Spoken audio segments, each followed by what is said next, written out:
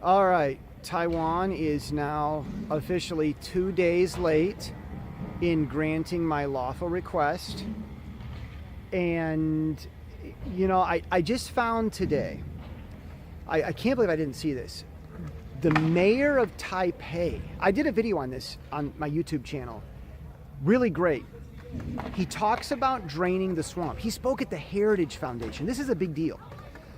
And he's moving for honesty, transparency in government because Taiwan has an old culture that was made in China.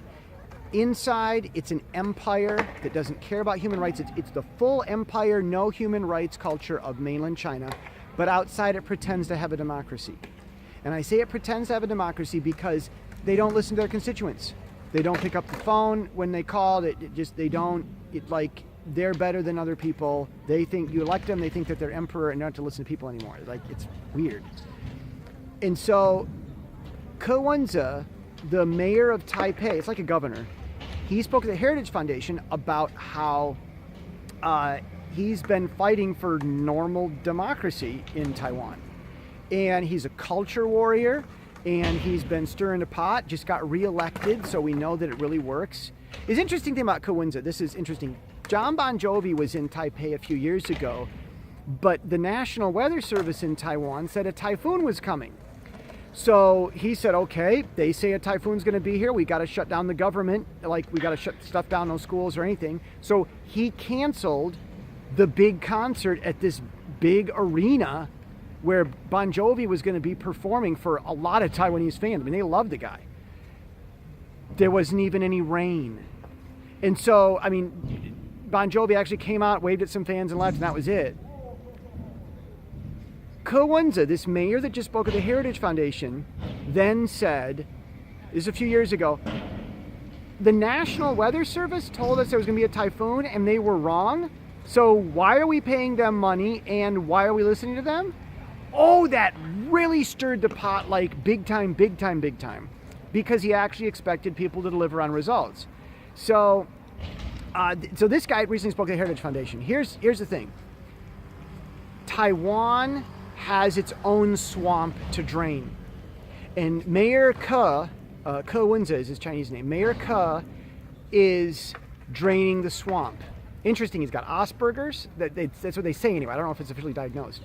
And he's an independent party. A little bit unusual. Happens, but unusual. He's draining the swamp in Taiwan. In Taipei, it's called Taipei City, but it's like a province. Here's the difference between the Taiwan swamp and the American swamp.